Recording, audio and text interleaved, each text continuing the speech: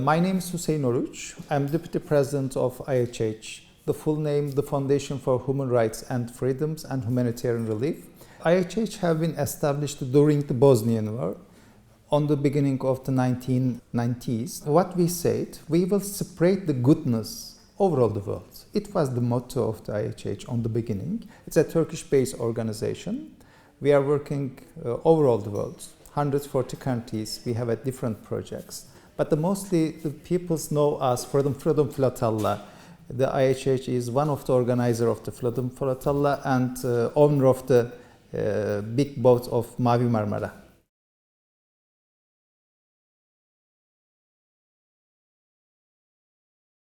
The Gaza is an open prison and we need to do something. We must do something because people are suffering too much. We have realized that there is only one way to reach the Gazas, the sea. We study on it. In international maritime law, the siege is illegal. And Israel don't have a right to put any border, put any boundaries. And it is not legal to make a siege on the Mediterranean. Mediterranean is the open sea and open for everybody. Therefore, we have decided, okay, we will go. I was on Mavi Marmara, I was on the bridge, I saw everything. It is very simple. The Israeli soldiers came to boat in high sea, in international water. They didn't warn us because I was on the bridge. I have here everything without any warning. They directly used the real ammunitions and start to kill the peoples. 9 people have been killed, 56 people have been injured very seriously, and all of us, more than 600 people, have been kidnapped from the high sea to Israel. And it is not the only say of the IHH, it is not only say of the participants of the Mavi Marmara. Just after these incidents, on September, United Nations have formed a fact-finding mission and they have published a report about flotilla. And they said that Israel have killed the peoples by intention, by preparations. As a law, as an international law, attacking the Mavi Marmara was similar to attack to Ankara. Because it is the Turkish land, the Mavi Marmara was Turkish land, and we was on high sea. And Turkey behaved in a very good way, like as a all country, as a state, and they have said, put some conditions. One of the conditions was returning of the boats, sending all relief was on the boat to Palestine, and returning of all passengers, regardless of the Turkish or non-Turkish. All of them have been fulfilled by Israel. Israel have apologized. It shows that also they are accepting they make a mistake.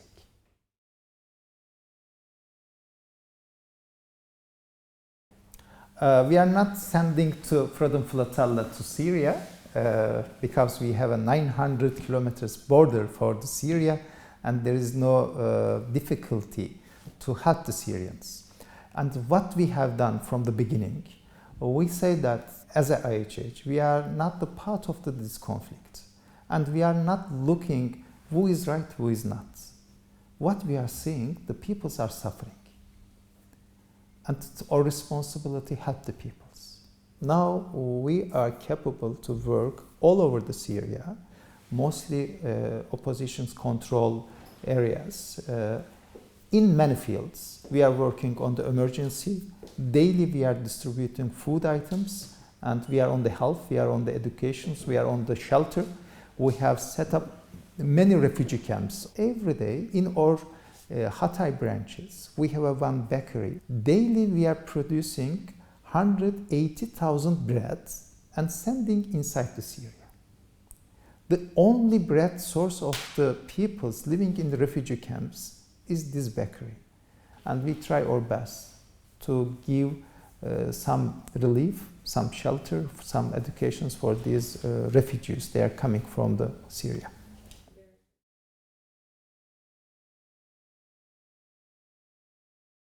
we have a very historical background for the charity work.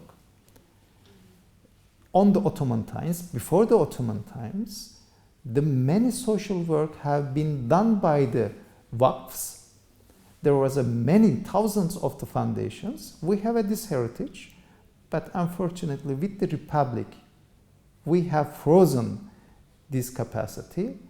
But the recent years, it was refreshed again, and we have used this one.